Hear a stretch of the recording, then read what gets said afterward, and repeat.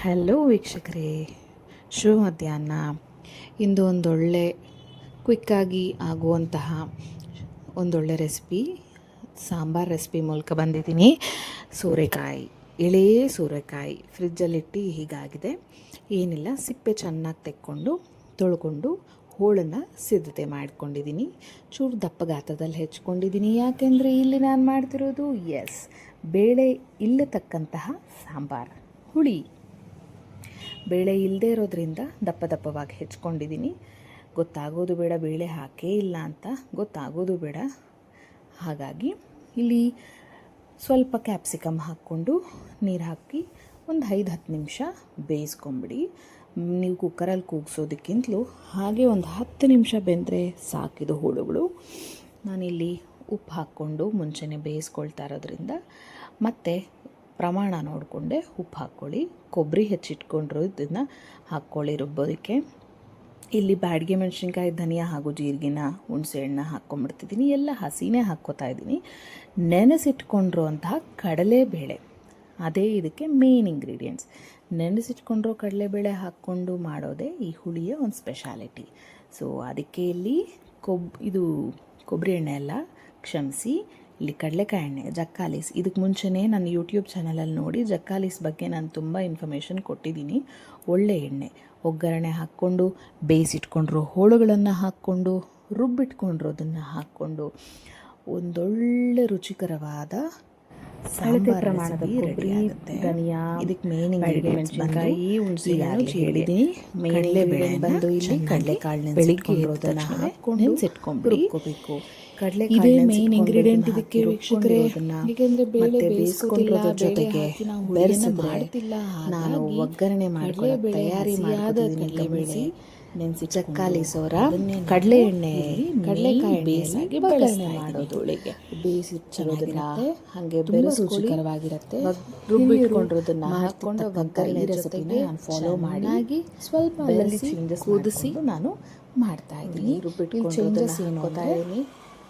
ಅವ್ರ ಕಡಲೆಬೇಳೆ ಒಂದೇ ಪ್ರಮಾಣದಲ್ಲಿ ತೊಗೊಂಡಿರ್ತಾರೆ, ತಳ ಹತ್ತದೇ ಇರೋ ಥರ. ನಾನು ಇದರಲ್ಲಿ ಹೋಗಬೇಕು ಈ ಹುಳಿ ಅನುಕೂಲಕ್ಕೆ ಬೇಳೆ ಇರೋದ್ರಿಂದ ಪ್ರಮಾಣದಲ್ಲಿ ಕಡಲೆಬೇಳೆನ ಬೇಗ ತಳ ಹತ್ತೋ ಒಗ್ಗರಣೆ ಸಂಭವಗಳಿರುತ್ತೆ. ರುಬ್ಬಿರೋದನ್ನ ನೀವು ಸ್ವಲ್ಪ ಆದಷ್ಟು ನೀರನ್ನು ಹದವಾಗಿ ಹಾಕಿಕೊಂಡು ಬೇಯಿಸಿಟ್ಕೊಂಡಾಗ ಬೇಳೆ ಹಾಕಿ ನಾನು ಒಂದು ಚೂರು ಸಿಹಿ ಕೊಡುತ್ತೆ ಅಲ್ವಾ. ದಯವಿಟ್ಟು ಇದನ್ನು ಮಾಡಿ. ಹಾಗಾಗಿ ಚೆನ್ನಾಗಿ ಕುದಿಬೇಕು. ಇದು ಚೂರು ಖಾರ ಬೇಕಾಗುತ್ತೆ, ಎಲ್ಲ ಸಮವಾಗಿ ಇರಲಿ. ಇದಕ್ಕೆ ಒಂಚೂರು ಖಾರ ಮಾಡಿದ್ರು ಸಾಂಬಾರ್ ಪೌಡರನ್ನು 1.5 ಚಮಚದಷ್ಟು ಸಿಹಿ ಹುಡಿದ್ರೆ ಹುಳಿ ತಿನ್ನೋ. ನಾನು ಉಪ್ಪು ಅವಾಗಲಾಗಿ ಬೇಳೆ ಖಾರ ಮುಂದೆ ಹಾಕ್ಕೊಂಡಿದ್ದೀನಿ. ಮತ್ತು ಇವಾಗ ನಾನು ಇದಕ್ಕೊಂಚೂರು ಉಪ್ಪು ಹಾಕ್ಕೋತಿದ್ದೀನಿ.